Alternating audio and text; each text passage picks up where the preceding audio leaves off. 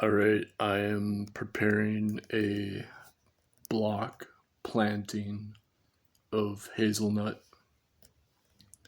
trees. So I will plant. I have ordered a flat of hazelnut seedlings that have been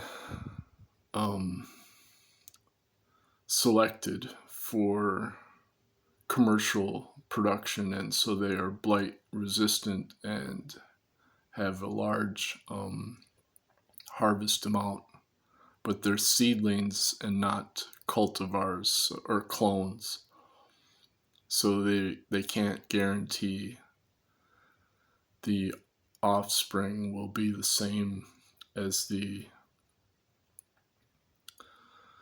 parents, but they will cross-pollinate since they're seedlings, so they have enough variety in terms of the when they blossom and create catkins. And so I then yesterday I bought the fencing and landscaping material. So I need to put in 4 feet of poultry fencing and with stakes, 6-inch metal stakes to stop rabbits, and then I have 8-foot tall 2 by 2 inch pine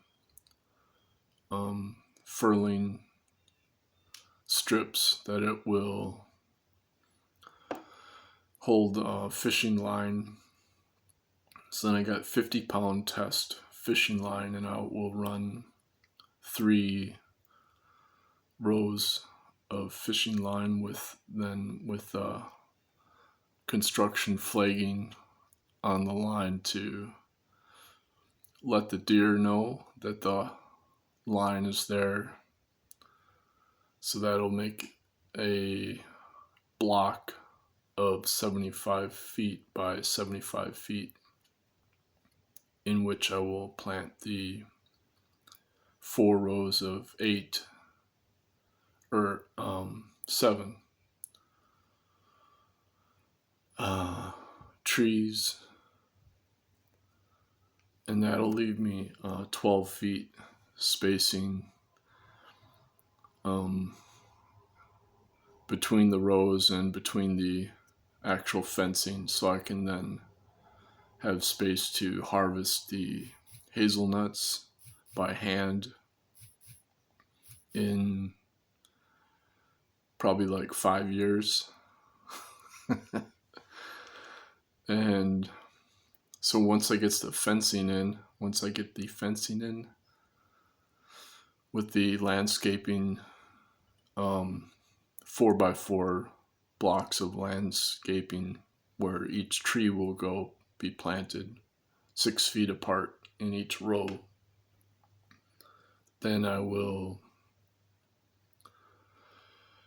haul up the mulched tree wood chips and cover that, and that will insulate the roots, the new tree roots. And then I'll haul up compost and then use a hand auger to then make the holes to hold the tree seedlings, and fill it with the compost and have the tree mulch covering the rest of the shade, the landscaping cloth, and that'll keep the grass from taking over. and then the rest will be in the grass. So the main problem will be if it's too wet, because it's seasonally flooded land. But considering we've been having drought, I'm hoping that it won't be too wet. And then if I do get a harvest, then I can sell it to a commercial cooperative. If I choose to join to pay a fee, then they will process and purchase the hazelnut harvest, and then I can plant more trees from seedling from nuts. If I grow the nuts, then I can. Otherwise, it's $11 a seedling, which is gets pretty expensive pretty fast. So it's like already that's looking at like $700. Well, when you include the gas to go pick up the seedlings, then $750 is the startup cost. And if the trees grow well, then I think you can get maybe 10 pounds of nuts per tree. So maybe 300 pounds of nuts a year. So if I sold it, that would be not a lot of money. So I'd have to grow more trees, obviously.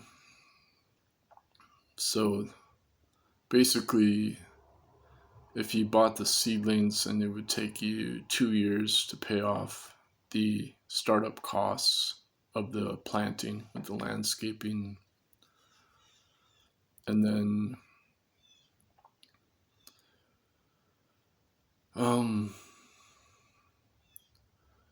after that, it would be all net income from the nuts, and you don't really have to do anything. That's the nice part about it, is that you just have to harvest it by hand.